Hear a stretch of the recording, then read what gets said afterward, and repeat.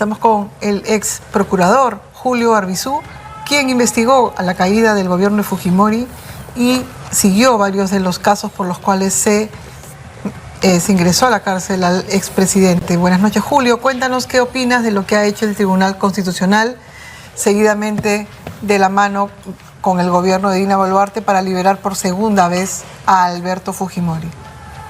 Sí, buenas noches, Paola, Nélida. Una noche asiaga para la institucionalidad democrática, para la justicia, para la demanda de justicia y reparación de las víctimas de Fujimori, un sujeto que había sido condenado a 25 años de pena privativa de libertad por delitos graves relacionados con la violación de derechos humanos, delitos de lesa humanidad, que por esa razón no podía ser indultado sino con requisitos muy claros, si es que era un indulto humanitario, y que finalmente fue beneficiado con un indulto que se dio en términos absolutamente irregulares, sin que medien estos requisitos de los que hablábamos, pero además que tenía como fuente la desesperación de un presidente que iba a ser derrocado, ¿no?, por un parlamento que se parece mucho al de hoy. Ciertamente el de hoy supera seguramente en nivel delincuencial al de entonces, pero que por esos días pues simplemente tenía una pugna con el presidente, y esa pugna termina beneficiando a Fujimori. Se impide la liberación definitiva del señor Fujimori en ese entonces, porque existen no solamente las sentencias definitivas contra Alberto Fujimori en sede interna, sino que el Estado peruano había sido condenado por la Corte Interamericana de Derechos Humanos por los casos resueltos en la Cantuta. Y en seguimiento de esas sentencias es que se estaba analizando, ¿no?, en ejecución de las sentencias, qué es lo que hacía el Estado peruano, y se prohibió que el señor Fujimori saliera si es que no se cumplían los requisitos para una liberación. Pues bien, se ha revivido todo lo que vivimos en el 2016 y lamentablemente un tribunal constitucional compuesto por sujetos que jamás en su vida deben haber pensado estar en algún momento siquiera de mandos medios en alguna institución del Estado, y hoy son magistrados del Tribunal Constitucional, del máximo tribunal de interpretación de la Constitución, se han zurrado en la Convención Americana de los Derechos Humanos que el Perú ha suscrito, que han suscrito otros estados del concierto latinoamericano, y nos ponen en una situación francamente embarazosa. Nos ponen en una situación de inquilinos precarios de la región, nos ponen en una situación de parias en el concierto internacional. A estos que les gustaba tanto señalar al chavismo y a la izquierda latinoamericana y qué sé yo, bueno, se han ocupado finalmente, y lo han conseguido, de equiparar con esta decisión al Perú con Venezuela y con Nicaragua, ¿no?, que son los otros dos países que no reconocen la competencia contenciosa de la Corte Interamericana de Derechos Humanos. Y esta situación, Julio, buenas noches. Buenas noches. ¿Cuál es el efecto de toda la posición que ha mostrado el Perú a nivel internacional ante la Corte Interamericana de Derechos? ¿Cuál es el riesgo? ¿Existen riesgos por esta actitud del gobierno o del Perú ante la Corte Interamericana de Derechos Humanos? A ver, Nelia, lamentablemente, claro, la Corte Interamericana de Derechos Humanos no funciona como un tribunal nacional que tiene para la ejecución de sus decisiones, eventualmente, por ejemplo, la Policía Nacional, ¿no es cierto? No hay una policía internacional que tenga poder para ejecutar las decisiones del tribunal, de la Corte. Pero lo que ocurre aquí es que desconocer el mandato expreso de la Corte Interamericana de Derechos Humanos, y aquí no hay ninguna discusión respecto a que una decisión en el marco de un procedimiento de supervisión de sentencias tiene carácter vinculante, tiene mandato obligatorio para los estados. No hay ninguna discusión, porque ya la Corte se pronunció en sendas sentencias, ¿no? El caso Fontevecchia, el caso Fontevecchia versus Argentina, por ejemplo. Lo que pasa aquí es que en verdad nos estamos retirando en buena cuenta, ¿no?, del reconocimiento de la Corte Interamericana de Derechos Humanos, y con esto retirando la posibilidad de cualquier ciudadano o ciudadana del país de recurrir a instancias internacionales. y estamos desconociendo, ¿no? Y en esto no solamente es responsable el Tribunal Constitucional, sino por supuesto el gobierno de la señora Boluarte, que en verdad no gobierna ella misma, ¿no? Porque ya hace mucho tiempo sabemos que la señora no es nada más que un espantapájaros de ciertos poderes ¿podemos fácticos. escuchar a una de las presidentas, por favor, que está hablando ahorita, a Keiko Fujimori, que está ahorita pronunciándose sobre la liberación de su papá, a propósito de lo que acabas de decir? Claro, claro. Y regresamos contigo. Y la empatía de haber otorgado el indulto humanitario a mi padre.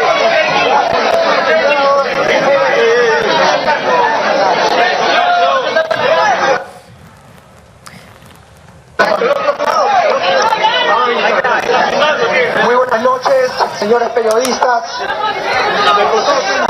A todas las personas que durante todo este tiempo que mi padre ha estado injustamente privado de su libertad, nos han mostrado de forma sincera, con el corazón en mano, su preocupación por su estado de salud. Agradecer a todos ellos, agradecer a mi madre, porque ella nos ha ayudado a tener esa resistencia, ese temple, la madera, para poder estar aquí donde estamos el día de hoy parados, mi hermana y yo. Agradecer al de arriba. Siempre el divino, el de arriba primero. Quiero agradecer porque siento una profunda gratitud hacia el expresidente Pedro Pablo Kuczynski.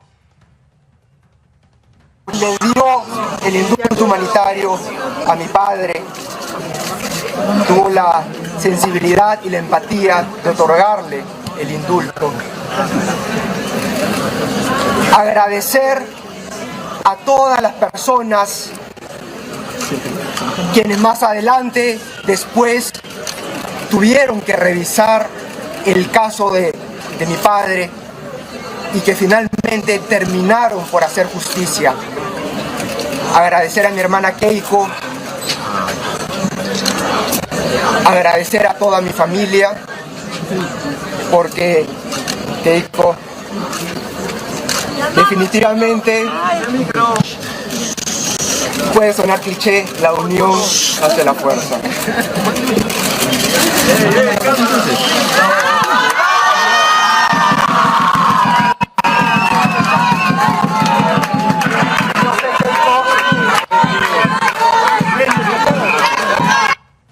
Bien.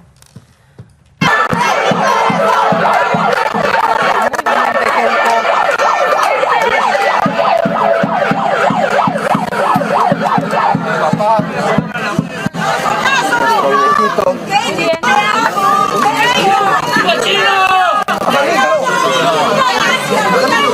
Es el mejor regalo para él. Muchas bendiciones. Siento el corazón así que me late a 1000 por hora. Ha sido un día muy intenso, Keiko, de muchos sentimientos, de alegría, de tristezas y sobre todo el ejemplo de resistencia.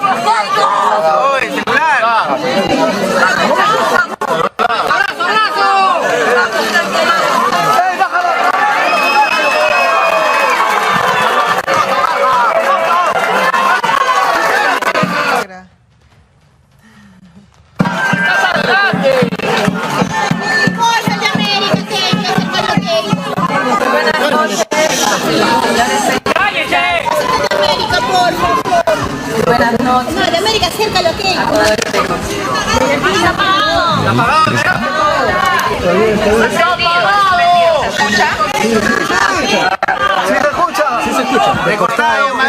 Hemos tenido... ¡No se escucha! varios días de mucha intensidad y hoy finalmente tenemos a nuestro padre en casa. Con ese público conocimiento, su salud es frágil. Y para nosotros, la familia, lo más importante en este momento es cuidarlo, es hacer que poco a poco se recupere. Y sin duda sabemos que para él su mejor amor de su familia, pero sobre todo de sus nietos. Hoy hemos visto cómo nos abrazaba a nosotros, pero sobre todo con qué alegría ha abrazado a sus nietos. En el camino hemos podido también hablar con mis hermanos, Sachi desde Alemania, Hiro desde Japón, y ha sido un momento de mucha unión.